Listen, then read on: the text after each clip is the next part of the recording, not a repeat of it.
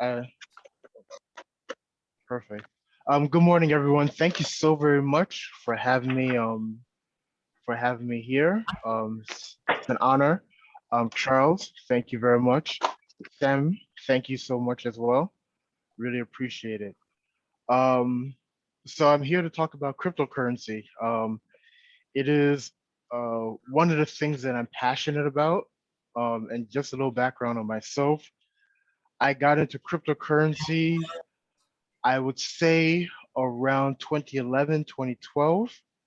Um, but I bought my first Bitcoin around 2013. And I bought it for like $100, $150.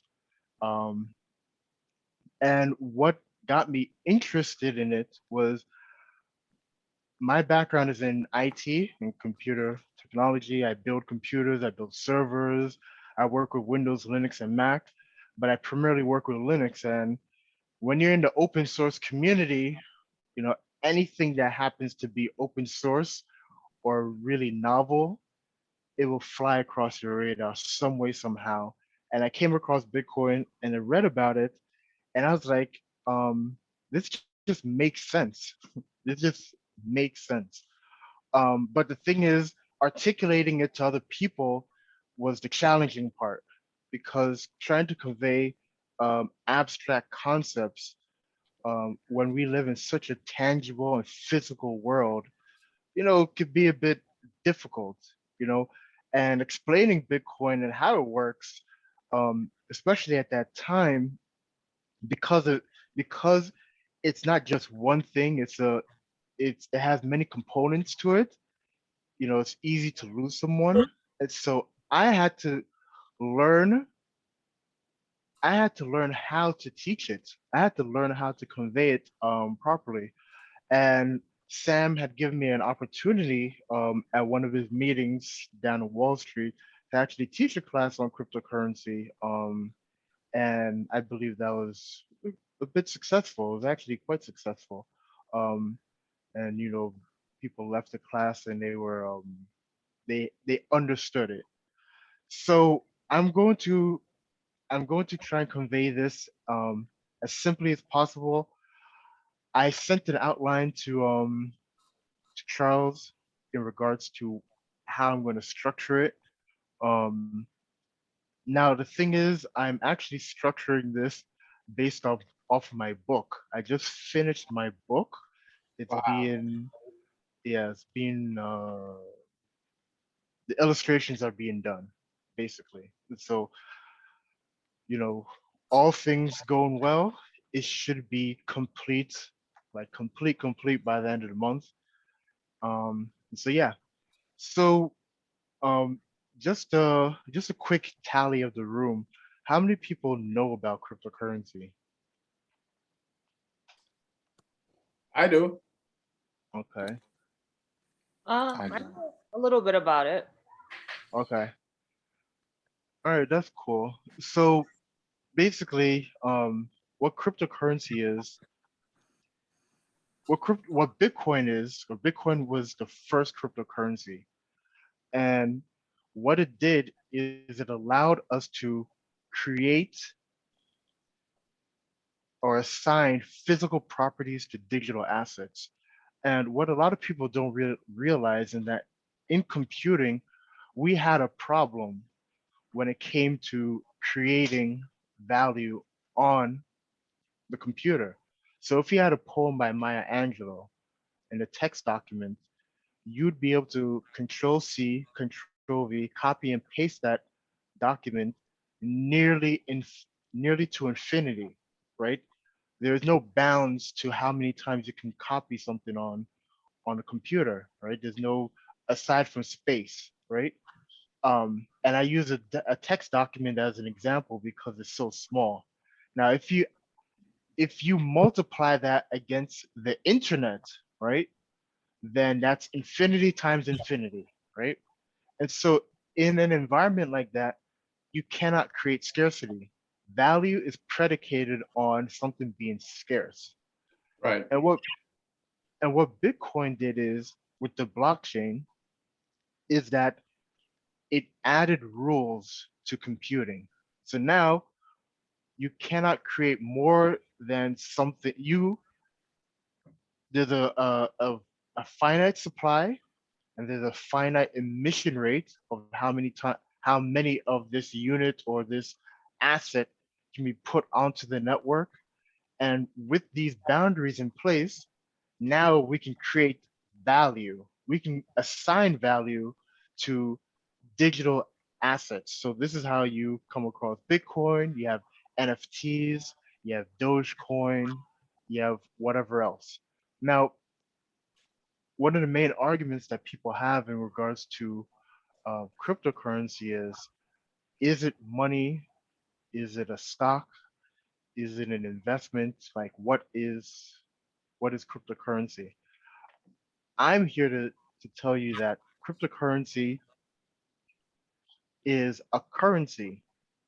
It's not a stock because a stock is a security and is basically an interest or a portion of a company. So when you buy Microsoft shares or Apple stock, you have an ownership in a sense of that company. Um, and depending on how many shares of that company you have, determines your voting rights, perhaps in that company.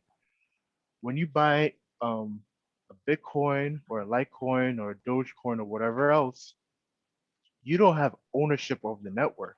It's decentralized and distributed.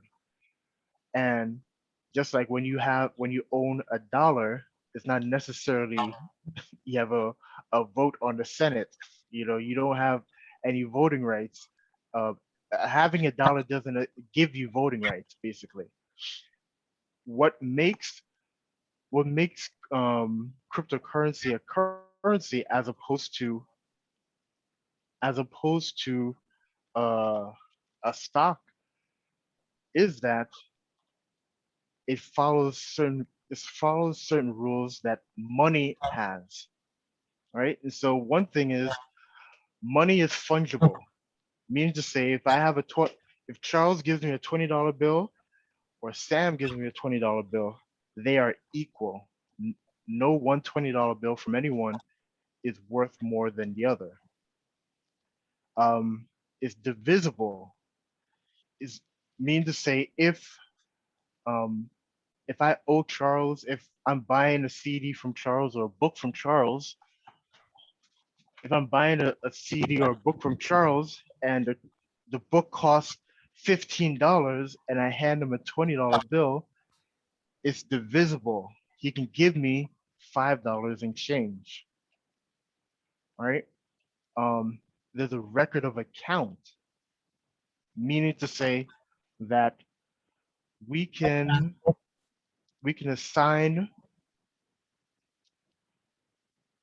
we can assign values to different versions of the currency. Um, it has a store of value. So we know that, well, this asset is scarce, so the US dollar is scarce or supposed to be scarce. A euro is supposed to be scarce. A yen is supposed to be scarce. You're not just gonna walk around in the woods or in the mall and just find hundreds of units of it. It's scarce. Um, and because it's scarce, it's a store of value. Um, Durable. Money is durable. Means to say, if you have a dollar bill in your pocket and you do your laundry, more than likely, even though it goes through the wash cycle and then it gets dried, it's still a dollar and you can still use it. And it's portable. It's not like, you know, it's not like a block of gold where you can't move it, or, a block of tungsten where it's impossible to move. Dollar bills or euros or Canadian dollars, you could fit them in your wallet and you can move them around. And these six these six attributes to money is what cryptocurrency follows as well. So going back in reverse order, cryptocurrency is portable. It's very portable. Um, I can carry $1 million. I can carry $1 million of cryptocurrency on my cell phone, um, just as you can carry, better than you can carry $1 million worth of physical currency. It's durable because it's on the internet. It doesn't have to deal with, you know, the that the physics of our actual world, of our physical world. It's a store of value because we can literally see how we can literally tell that it is rare or is scarce. Many cryptocurrencies like Bitcoin or Litecoin, they have a supply cap, and we know how much is out in the wild and how much has yet to be quote unquote found. And so it's a store of value. So record of account, um, we know, well, according to market consensus, there is an assignment of value to, um, whether it be Dogecoin or Ethereum or Burst or whatever else. Uh, there's a record of account, and we know, and there's a history of how it of the assignment of record of account, and it's divisible. You can give someone half a Bitcoin. You can buy $1 worth of Bitcoin. You can buy $1 worth of Litecoin. You can send 1 cent. You can send 1 cent worth of Dogecoin anywhere in the world, and it's fungible. Mean to say, if Charles gives me 1 unit of Ethereum, it is the same as Sam giving me 1 unit of Ethereum. Um, any questions? No, no, not yet. Yeah, I have a. Oh, not yet. Okay, no problem. Yeah. Go ahead, make this interactive. Let's have a conversation. Yeah, I prefer that. Yeah, can you? Who asked that? Will. Oh, Will, Hi, Will. Yeah. Quick question. I want to take a back step. So you said that. My question is, so the network, right? Because I'm fairly new, and like Charles knows, that's why he invited me, because I want to learn more about. This is what I want to learn more about. My thing is the network, right? Who controls the network? And when you learn how to use this, this new form of currency digitally, how safe and effective is it? Those are very good questions. Thank you for asking them. So, hold on, Corey. Before you move on to the answer, I want to clarify what you just spoke about. So what you just simply did was you took the definition of money and how money actually works, what it's actually supposed to do, and you were able to relate that to cryptocurrency. Yes. Money has to be durable, has to be fungible, or it can't operate within society. Exactly. Would you just definition of money and attach that to cryptocurrency to prove that it was a viable currency? Yes, exactly. Yeah. See, you just nailed something, because that leads right into my next question. I'm sorry, but go ahead. I'm sorry. I'm gonna just write it down. I'm gonna write it down. First question. But yeah, sorry about that, Charles. You know me already.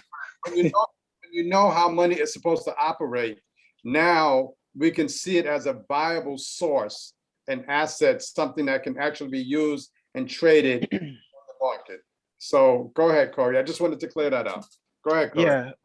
And this is also why we don't use cockle shells and we don't use tea leaves. Right. And we don't use sticks as a form of money. Because it's very difficult to find a leaf that looks the same as another leaf, and they're not durable, and all those stuff are subject to entropy and yada yada. Tally sticks are finite. Yeah, exactly. Question was, who controls the network? Was that? Yeah, Yes, who so controls the network? so it's kind of a complicated question. So in short, no one. Um, but Okay, the long answer is that each cryptocurrency, think of each cryptocurrency as its own universe, got you. or rather, yeah, think of it as its own planet. And each Okay, planet has its own set of physics that govern it. You know, and and that's also, through the coding. and that's due to the coding. So the Ethereum governance is much different than Bitcoin governance, is much Got you. different than Litecoin and Dogecoin governance. And each network does things for the most part differently. Um, so with Ethereum, for instance, they just went through a major network upgrade, which removes miners out of the equation.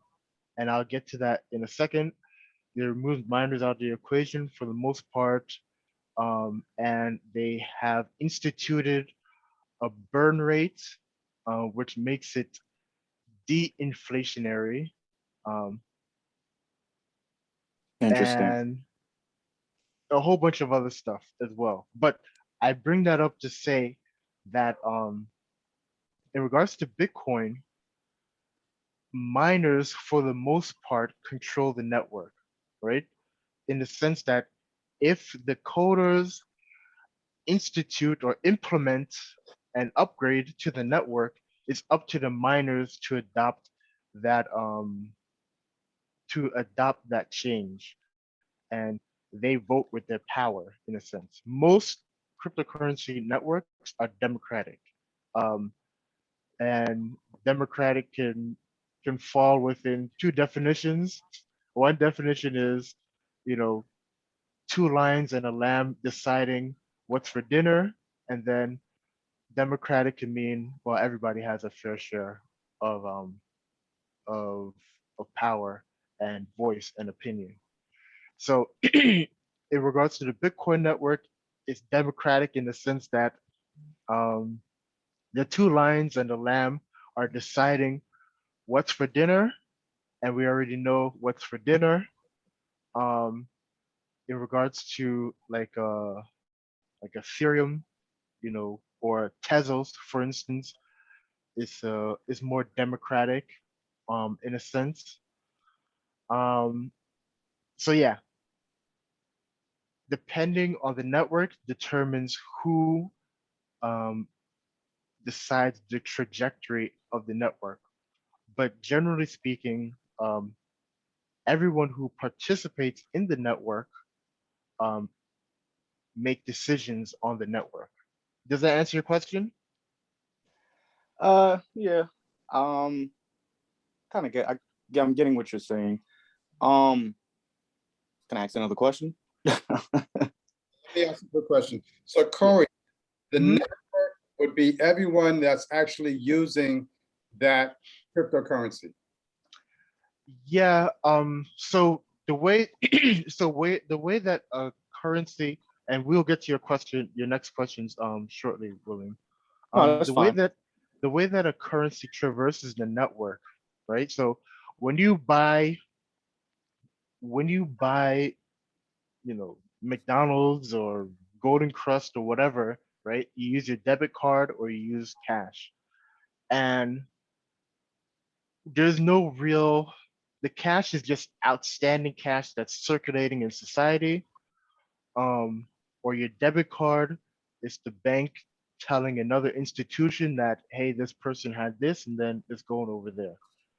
With cryptocurrency, the way that transactions traverse the network, it's done through a process, or generally speaking, through a process called mining or a proofing system, and one of them is proof of work, which is referred to as mining. And what it does is saying that person A has 50 units and person B has 10 units, and person A is sending 5 units to person B, and on the middle, I the network is not only taking uh 0.1 unit from that transaction, but then it's also issuing more units onto the network at the same time. And by moving the currency back and forth, you have a literal record of who has what, who sent to what, who sent to who, and who doesn't have what, whatever, right? Um, and so, and I'm saying that to kind of draw an illustration of how currency traverses a network.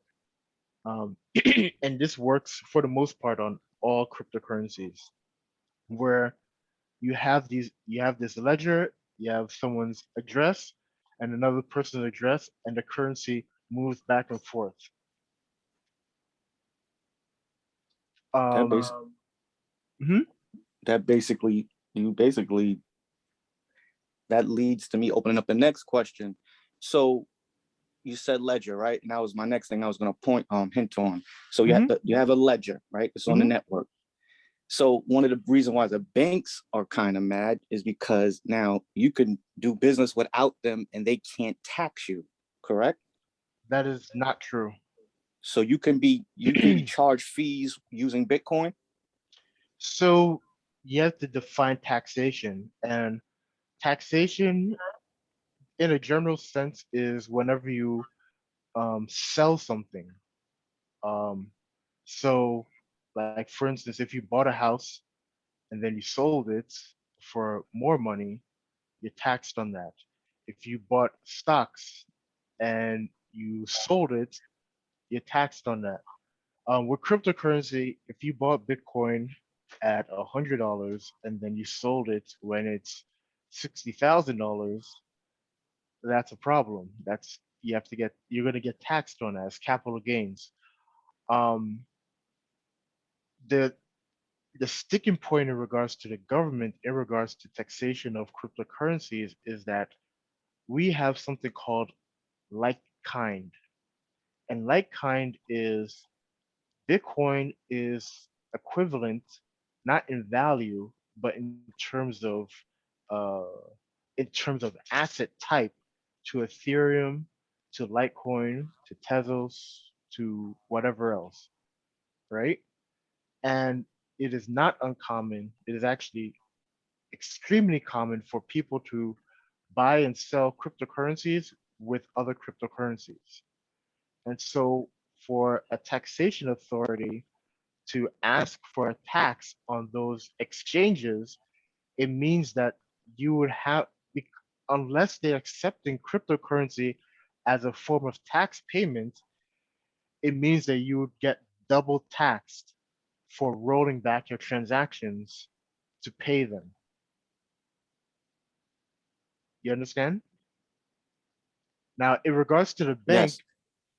in regards to the bank, one of the reasons why banks may be not happy with cryptocurrency is that number one, when you have a cryptocurrency wallet, and we'll get to that shortly, you do not have to rely on a bank to store your US dollars or any kind of current or any currency for that matter. Also, banks participate in the printing of money everywhere. So the way that banks participate in printing of money is that, well, number one, only 3% of our money is actually physical. The rest of it is quote unquote digital. The way that banks participate in printing money is something called fractional reserve lending. Meaning to say when you deposit a $1 bill into your savings account, it is lent out at a factor of 10. Some banks may do it lower, but in a sense, it's lent out to 10 other people with the hopes of those 10 people fulfilling their tax obligation. Well, they're fulfilling their borrower's obligation of paying back the bank who is the who lent out the money. And so that's how you have inflation in our system. Now, if people are not borrowing from banks and participating in cryptocurrency, um, it kind of removes a component of the bank's revenue, and so they're not happy with that. It's a little bit more complicated than that, but in a general sense, that's what it is. Yeah. Got you. Got you. Thank you. Mm-hmm. And how does a coin get introduced? Onto the network. So there's a couple of ways. So there's some currencies where the entire supply was introduced immediately onto the network, and that's not good in the sense that it becomes low. Um, each unit is low value, um, but Bitcoin started out with 21 million units ever. That's its cap. However, not all of it is emitted onto the network or is not released into the wild. Every 10 minutes, the Bitcoin network settles all the transactions, but then also emits to the miners. When it first started, 50 units. Then after 4 years, it halved to 25 units. Then it halved to 12.5, and then now it's at 6.25. So every 10 minutes, 6.25 units of Bitcoin is released onto the network. Um, and so it's deflationary by nature because the supply is fixed and people are buying up more and more units of it, and the amount of it going out into the wild is becoming smaller and smaller or less and less. That's interesting. Yeah. My let me clarify. My question would be is if I have a coin that Mm-hmm. just started myself, Yeah. how do I put that on the network? So That if you as you say. so if you create a full currency, the coin is essentially the network. And what you would have to do is you would have to make a real compelling argument why your coin has any value at all, Right. and you would have to pay money to get it listed onto an exchange for other people to exchange with it. Got it. Um, Got it. yeah, and you'd have to, supply software for it to be held in people's private possession, and for the exchanges as well to be able to hold on to it. So So it's more than just quote unquote a coin. It's the wallet, it's the process and all of that. They have to be oh each other. yes, it's an infrastructure thing. Right. Yeah, definitely. Okay, got it. So so here's what I noticed is that at the very beginning, banks were not getting involved with cryptocurrency. Now you see banks actually trying to create their own because they see that people are starting to accept the cryptocurrency. And like Bill was saying that when you cut out the banks are involved in making money. So when you are able to cut them out and practice or use a currency that they cannot touch, it affects their bottom line. Yeah, and so what banks or what central banks are trying to do, I think it's important to make a distinction. There's the central banks, and then there's that, I guess, for the purposes of this, peripheral banks like Bank of America, Uh-huh. um, you know, Wells Fargo, whatever. So the central banks are trying to create CDBCs, central central CBDC, central bank digital currencies. And what those are is basically taking the cryptocurrency technology and applying it to fiat currency. And here's why it's important, or why they're looking to do something like that. Number one, our we may not really understand this much, but our currency is landlocked, meaning to say, um, sending like Venmo and Cash App, for instance, right? Then Cash App and Venmo exist in Canada and the UK, as well as obviously here. But we cannot send money back and forth to users in the UK and Canada. It's landlocked, right? Um, the other thing is dollars are extremely anonymous. So you will hear in the news, well, Bitcoin is being used for drugs and terrorism and blah blah blah and X, Y, and Z. And um, these are headlines without context and nuance. Um, and the people who write them are very misinformed. Because number one, if I'm committing mass crime, I'm not talking about me, I'm selling a dime bag, right? I'm talking about crime. I don't want that transaction to be tied to me, you know? Mm-hmm. And if you use Bitcoin to sell 10 kilos of crack or whatever, right? Um, you accept you're accepting Bitcoin. At some point you have to convert it into fiat. You have to convert it into fiat to pay your gas, Right. pay your light bill, pay your rental mortgage, send your kids to school. Like at some point you're going to have to convert it to come into the real world. And this is where a lot of people who have committed crime and used cryptocurrency to commit crime have gotten hung up because all your transactions are out in the open. Um, so I think you know that's the other part. That's the appealing part with CDBCs or CBDCs, in that you can track the transactions of everyone, and a whole lot easier, which means that it's easier to tax people. You know, you don't have to. We I anticipate if the U.S. government were to issue their own CBDC, that um, the scramble that we have every year in the beginning of the year to file our taxes, it will be it'll be So less of much a easier. scramble. It'll be Whew. so much easier to do. All right, so, and correct me if I'm saying this incorrectly.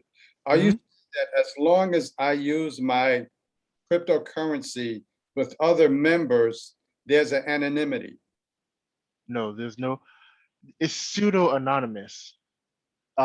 So it's a false anonymity. Now, there are currencies that have built-in anonymity built into it. Like that's their whole premise. Like Verge, Monero, Zcash, even Dash as well. They have built-in privacy mechanisms that are designed to obfuscate who and who sent what and what. But in a very general sense, if you send money to me, um, it's recorded on the blockchain, number one. But then Mm. if I use that currency and I exit, whether on Coinbase or Gemini, it can be tracked. It can be tracked back to you. They can figure out. So hear what I'm Mhm. saying? I got you on that part, but I have to exit. You have to exit at some point now, right now. Meaning to say, like, there's very few services that allow you to. How do I put this? There are very few services that you can just um, buy stuff for Bitcoin, right? And when I say few, in comparison to our fiat world, You know, there are stores obviously online and offline where you can use your Bitcoin and Litecoin and Ethereum to buy stuff with, but in a very general sense, you still have to use a US dollar, which means that you have to convert at some point.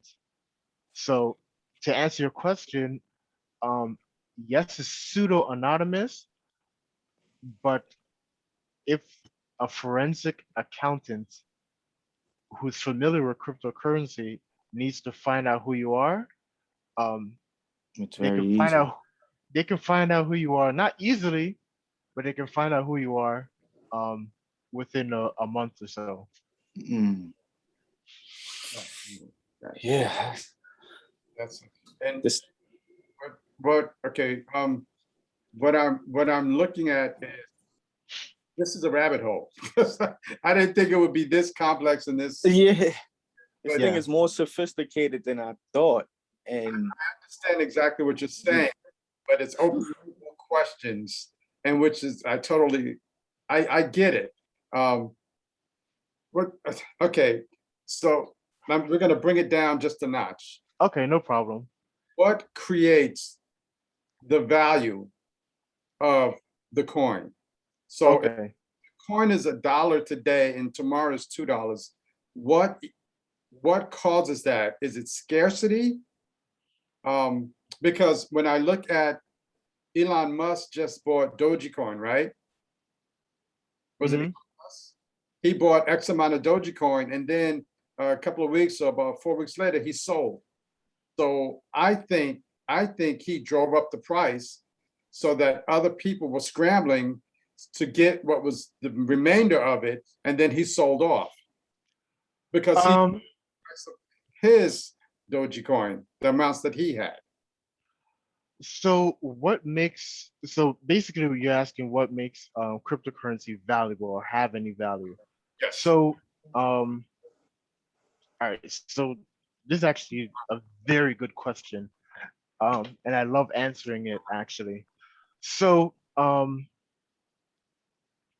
so in regards to cryptocurrency as a whole, aside from the six aspects of money which makes it valuable, what also makes it valuable is that before 2009, we were never able to control we were never able to control scarcity in digital environments. Meaning to say, what our digital world, is largely taken over by memes, right? Um, and the source of virility around the internet is being able to copy and paste and send things to an infinite amount of people, right? But if a picture were a Bitcoin and I sent it to you, Charles, I would no longer have it in my possession. And as trivial as that may sound, what we're doing is we're mimicking our real world physics. Means to say, if I have my cell phone in my hand and I'm handing you my cell phone, Charles, it doesn't duplicate. You know, it leaves my possession into your possession, and that's extremely powerful. That's never been done before. So that's another aspect as to why cryptocurrency has value, just in general. The next reason why cryptocurrency has value is that cryptocurrency, it actually performs functions. So when we think of money, we think of money as a settlement of obligations, right? So let's say I owe you $100, Chuck, Charles, and I hand you the $100 bill. I've now settled my obligation to you, right? Now, in regards to cryptocurrency, it would be tantamount to me handing you $100 bill, and when you grab that $100 bill, the $100 bill played a message and said, "Hey, thanks so much, Charles. You really saved me the other day," right? And so cryptocurrency has these ancillary or peripheral functions that regular money does not have. Um, so I'll give you an example.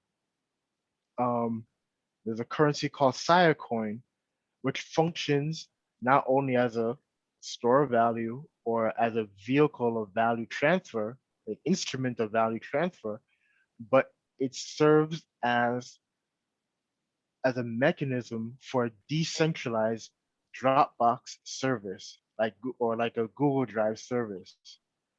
You have Ethereum, right, which um, is referred to as the world computer because it was the first cryptocurrency where you could actually program to perform actions and functions based off of conditions being met. So, I always give this example. And I know it's a little bit more complicated than this, but if you had an apartment building and you told everyone, I want my money on the first of the month, deposit Ethereum into this wallet the first of the month for your rent. And if they don't, their front door does not open. Simple as that. I know real estate law is far more complicated than that, but this is just an example of how money, how crypto. Hold on. So what you just said was that if I were the landlord, Yes, I'm being paid by Ethereum, you said, right?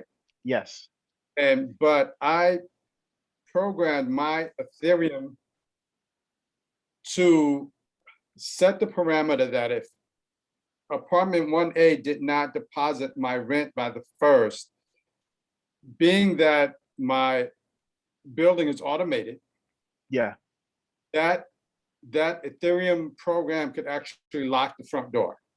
exactly. Is this real? I'm serious. No, this is a made up scenario that I made up, right? But Hasn't happened yet. it it hasn't happened yet.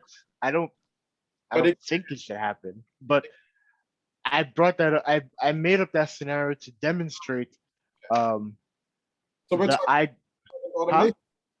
So just to give, so if my car payment is not paid, my car shuts down. Or it drives back to the dealership. Yo, this Um so so basically what I'm trying to illustrate or convey is that that unlike regular money, cryptocurrency can have functions beyond what we consider to be regular money, which lends to its value. So when people say, well, it has no value, it's magic money, it's monopoly money, these it just illustrates that, they're just, in short, just ignorant. They haven't done any research, they don't read, and they don't really understand the implications of cryptocurrency. I I I anticipate in the next five years that whatever you do in terms of finance, you will be interfacing with a cryptocurrency of some sort, a blockchain of some sort, and you won't even know it. You just be unaware. Your transaction will just happen, and it'll happen faster you than it would normally happen, and it will be because of cryptocurrency. okay. Like I said, I didn't know we was gonna go this deep, but I've learned a lot. I just learned a lot in the short time span that we had. Hold on, Sorry. hold on. Oh, This sorry. person in the room, Guillermo asks, what's the best way to cash out 100,000 in crypto to US dollar? Um, actually, Nice. Coinbase is allowing you to do that now. Um, I mean, if you didn't use Coinbase or Gemini or certain other exchanges, certain exchanges that interface directly with the bank, there's two types of exchanges. In my book, I refer to them as primary and secondary. primary exchanges are what you use. You can directly buy cryptocurrency with fiat, like dollars or Canadian dollars or whatever else, naira. Um, and secondary exchanges are exchanges that don't deal with fiat currency at all. So you cannot buy other currencies with, you know, British pounds or euros or reals. You have to buy those currencies with other cryptocurrencies. Um, in that case, if you wanted to cash out of your cryptocurrency position into US dollar, for instance, and you were on a secondary exchange, you would buy something called USDT or USDC or DAI. And those are what you refer to. That's a class of cryptocurrencies called stable coins. So there's types of cryptocurrencies. There's proof of work, proof of stake, and there's tokens. And then in those types, there's different classes. And a class of cryptocurrency is called, or one class is referred to as stable coins. And what stable coins do is they do not fluctuate in value like Bitcoin or Litecoin. They're meant to stay stable. They're meant to mimic or follow the value of a US dollar or a British pound or euro or whatever else. And so you can literally buy $100,000 worth of USDT or USDC and keep it in your cryptocurrency wallet, and you can use it to buy things or cash out or whatever else. Got it. I hope that answers the question. Yeah. Wayne, you have a question, Wayne. Wayne, are you there? Yes, can I be heard? Yes. Yes. Oh, listen to me. This was amazing. This was really, really good. I've been in a lot of rooms in regards to cryptocurrency. I've done a lot of things. And the way that you break this down, right? And I'm really excited because the way that you communicate this, I know that you have the ability to communicate the even more complicated parts of how cryptocurrency works and the blockchain works. So this has been an absolute pleasure. So my question is, right? Would you be able to talk a little bit about staking? And, that's one of my favorite topics. yeah, this is great. I'm all ears. Thank you. Let me mute. Mm-hmm. So staking is the other type of cryptocurrency. There's proof of work cryptocurrencies, and then there's proof of stake cryptocurrencies. And what proof of stake is you're demonstrating that you have a stake in the network. Think of it almost like, basically think of it like buying what's a stock that issues dividends?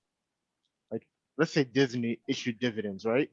You bought a whole bunch of Disney stock, and every quarter they issue dividends, right? Funny enough, um, as a side note, if you bought the stocks for your bank as opposed to putting money in the savings account for your bank, you would earn more in dividends than the interest the bank offers you in your Right. savings account. And actually, what you just said, I have someone that's going to talk about that in the future, but go ahead. Yeah. Yes. So in regards to staking, what you're doing is you're demonstrating a stake in the network, and the network is rewarding you for not only removing currency out of circulation, because when you have a stake, you remove currency out of circulation, but then you're also helping secure the blockchain, and you're also aiding in confirming transactions or validating transactions. And so the network rewards you. So it's almost like a dividend. So for instance, Tezos, if you're staking Tezos, um, and you're using like a wallet like Exodus, for instance, it'll give you it'll give you currency every couple of days, right? Um, Ethereum is a proof of work currency, and it is switching over to proof of stake before the end of the year, which is also a reason why the value has gone up as well. And so proof of stake currencies are more, in my opinion, are more efficient than proof of work currencies. You don't have to deploy massive amounts of equipment. You don't have to burn massive amounts of electricity um, or use electricity like you would in the case of proof of work. So I prefer proof of stake currencies. Um, and, and the newer currencies that are coming online tend to be proof of stake already because they're just more efficient um, and more rewarding. Why does mining pull so much electricity? The reason why mining pulls so much electricity is because it's literally a competition. Because and it ends up becoming an arms race. All right, let me back it up actually. When Bitcoin first started, people were mining on their laptops. So you're the power provided by the CPU on your laptop was powerful enough because the difficulty was so low that you could just get a laptop and just mine Bitcoin like that. However, what someone figured out was we can offload that power or we can offload that task of validating the transactions from the CPU to the GPU and to the video card. And the video cards are exponentially more efficient and more specific than the CPU in your computer. So what ended up happening, people will get all these graphics cards and put them in tandem to mine for cryptocurrency. But then what ended up happening is someone else figured out we can make this even more efficient. And what they did was they created something called an ASIC, an um, application specific integrated circuit. And basically is a chip, and the chip's sole purpose is to mine proof of work currencies, or more specifically SHA-256 currencies, right? And when they got those machines, it made mining using your GPU or your computer um, unprofitable. It just made it worthless, right? And so the more of these ASICs that people got, the more likely they were able to compete to win the prize at every 10 minutes in regards to mining mining Bitcoin or any cryptocurrency for that matter. Um, so to answer your question, the reason why it draws so much electricity is because by stacking all these machines, it gives you a more competitive edge to earn the reward every 10 minutes in regards to Bitcoin. So I guess that's why they call it mining, as if they were mining for gold or mining for silver. Exactly. They built these servers, they built these computers, and they have all these racks, and they are mining. Again, they're hunting, they're searching for the, as you said, the prize. Yeah. And I don't know if you guys are ever aware, when you look at some of the newspapers or some of the things, and it's not trendy and it's hard to find, but every now and then you'll see a county or a place where the power has run out and this county has to go purchase more power.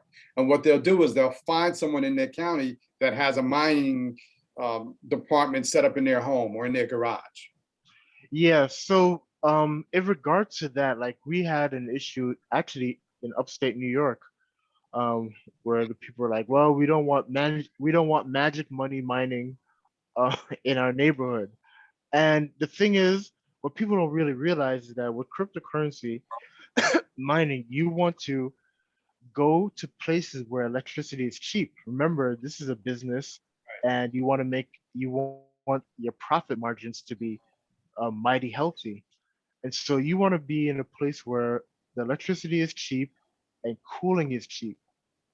Um, and so typically people end up um, setting a mining infrastructure around hydroelectric dams Yeah, or China.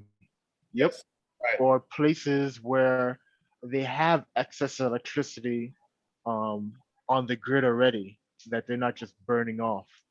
Um, Because counties buy electricity in bulk. yeah, yeah. So another thing too is to go back to the mining analogy. Um, there was there was a writer, I forget his name, but he said he said his whole argument against Bitcoin was like, well, this is wasteful and whatever else, until he understood the role of the miner, and he said that the word miner is not the right term. It's because the whole idea of mining is actually you're performing a public service that you're getting rewarded for. And the public service is you're validating the transactions to make sure that they are authentic, that they're real, that they're not malicious, and this is a public service. And so when he understood this, it brought into focus the concept of mining, and it made it so that he understood it better. Got it, got it. We have Rich and we have Lisa who have questions. Rich, go ahead and ask yours. And then Lisa. Okay. First of all, thank you. I've learned a lot more about this than I ever knew before. I know that in 2023, the Federal Reserve is coming out with the Fed coin. How is that going to be used? And are governments or central banks going to tolerate private companies like Bitcoin and other coins that are not government oriented? So I'm going to answer your question in reverse. So um, most cryptocurrencies are not governed by a central authority like a corporation or some kind of LLC or whatever. Many of them are governed by something called a DAO, a decentralized autonomous organization. So think of it almost like an NGO um, that just covers the whole globe and doesn't have a formal headquarters. And yeah. And so to answer your question in regards to the Fed coin, um, I'm I'm not too privy on the particulars or the direction that they're taking, but the likelihood of them overtaking Bitcoin in terms of market cap or displacing the overall market, I think it's quite unlikely.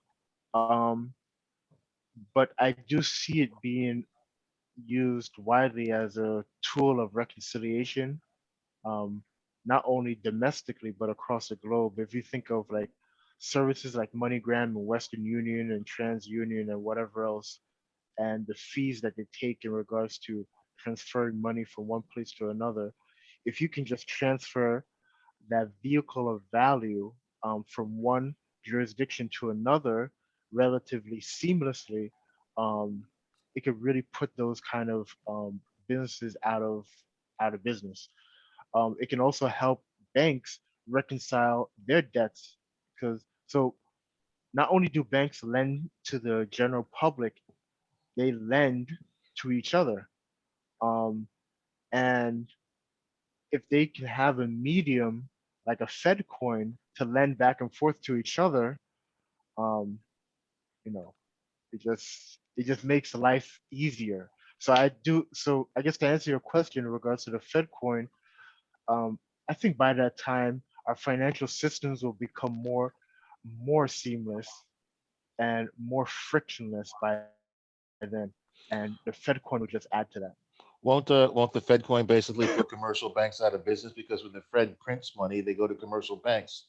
to distribute it, to help distribute it, and that's actually a major concern, and why the launching of the CBDC has will take so long, because they have to figure out a way to loop the banks in. Because again, if I can just launch uh, a wallet on my phone, why the hell do I need a bank for?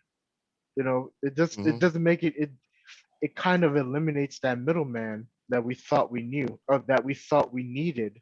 Um, and so maybe you'll still need a bank to get a car loan, to get a mortgage, to get a business loan, maybe. But in the cryptocurrency world, we have DeFi. We have a whole bunch. I mean, we have at least 20 currencies that literally perform the function of borrowing and lending, autonomously, without the need of an intermediary. Um, so I, banking is going to have to be redefined in the next couple of years. Yes.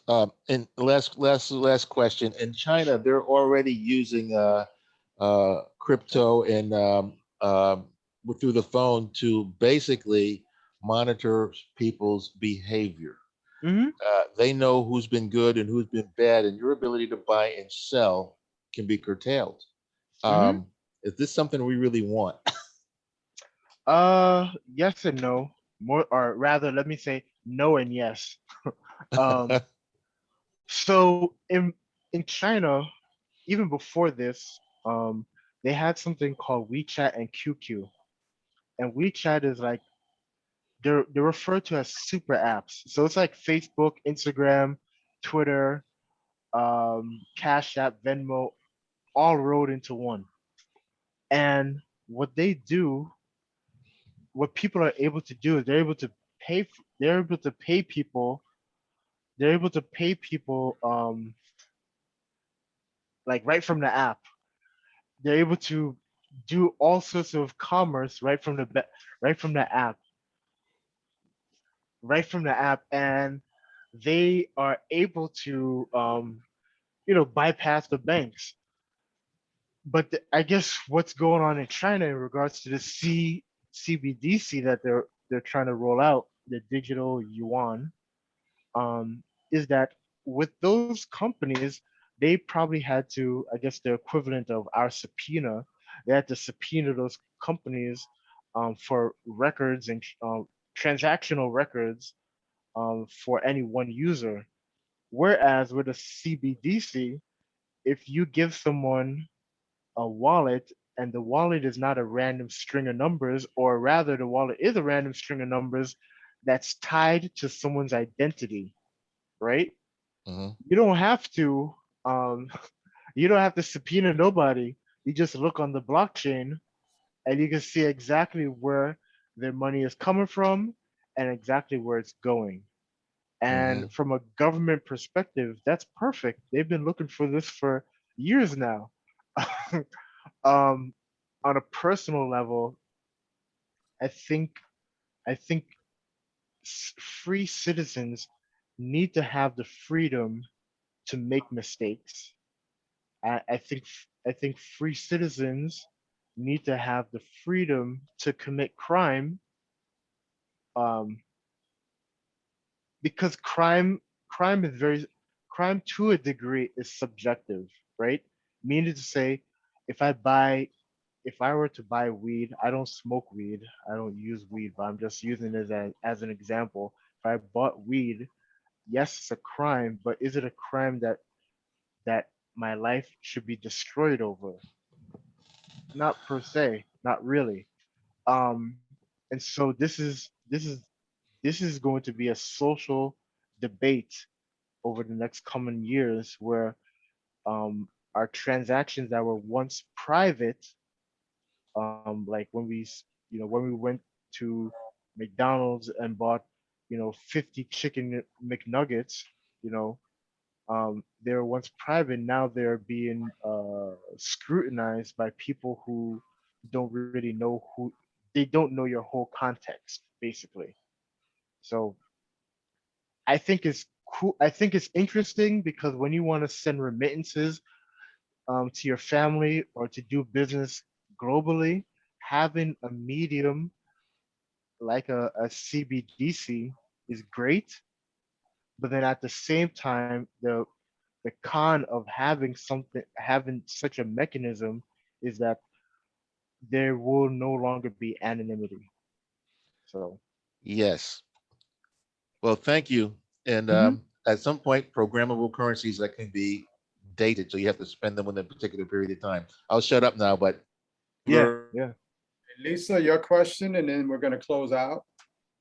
Thank you so much. You have been an absolute wealth of information today. So I truly, truly appreciate it. And I hope my question isn't off topic, but you mentioned cryptocurrencies being fungible.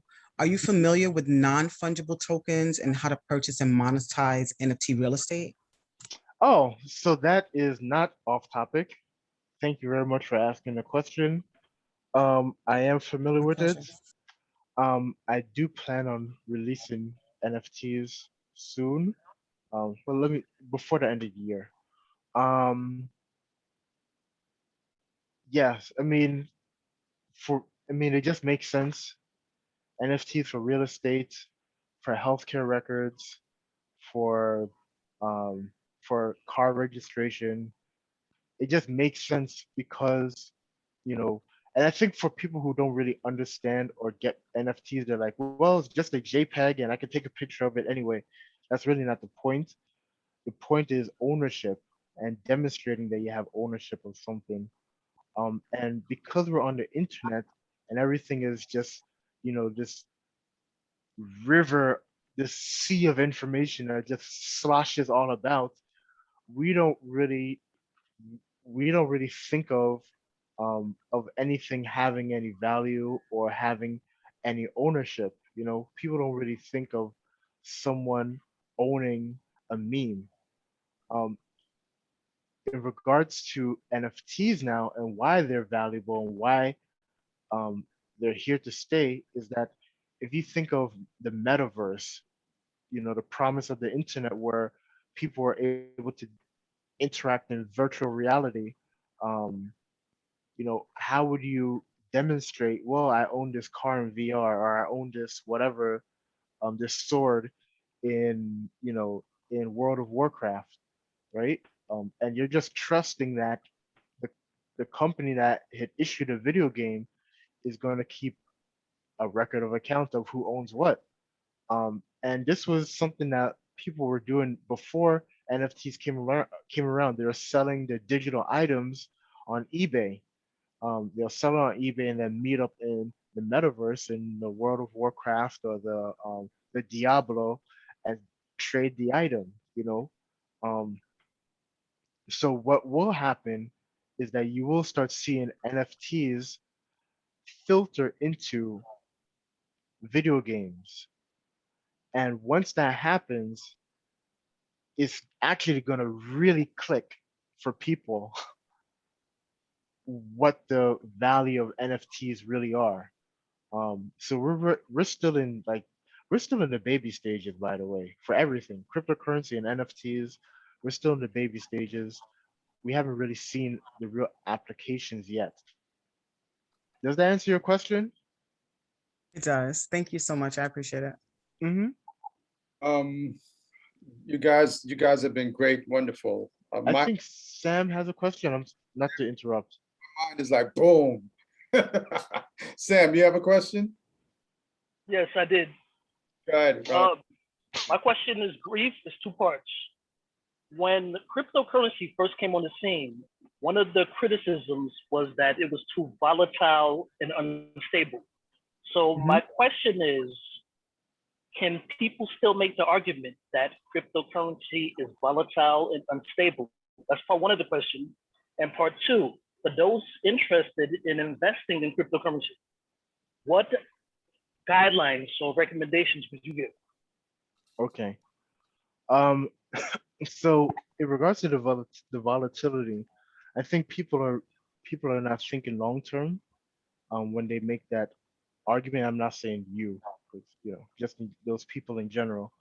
Um, because cryptocurrency is not even 15 years. It's not even 15 years old. It's just about like cryptocurrency markets, like markets. It's less than 10 years old, and we're talking about the volatility of cryptocurrency. That's number one. Not everyone. Not I would even say 10% of the world's population has cryptocurrency, and that would be 700 million people on the planet.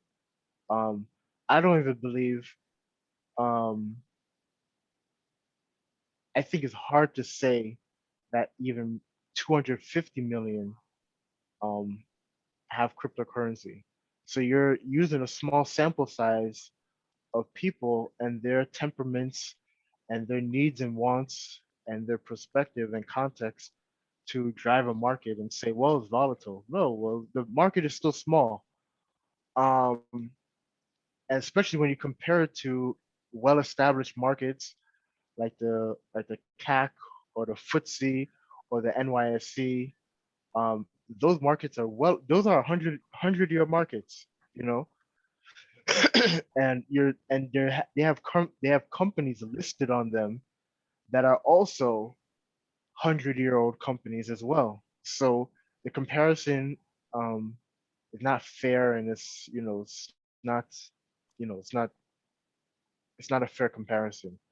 In regards to people investing in it, despite the volatility, you have to think, well, let's pretend we are buying real estate on the moon and Mars.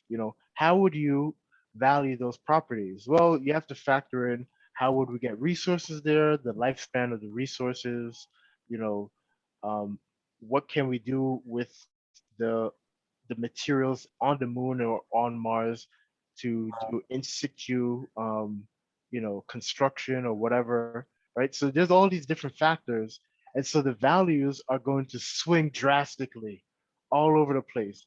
It doesn't mean that land on the moon and Mars has no value or that we're going to dismiss it because the real estate um, the real estate agents are saying, well, this piece of land that's closer to the moon base is less valuable than this piece of land that's closer to the pole because the pole has X amount of ice and we could melt it down for water and blah, blah, blah.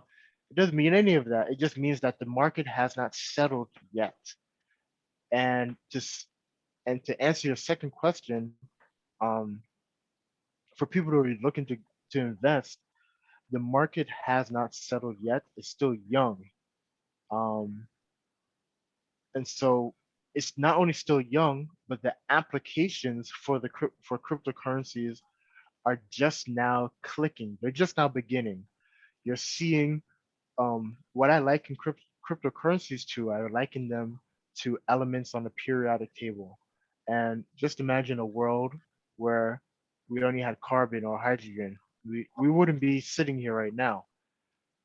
What's happening now is that you're seeing various cryptocurrency networks uh, work with each other.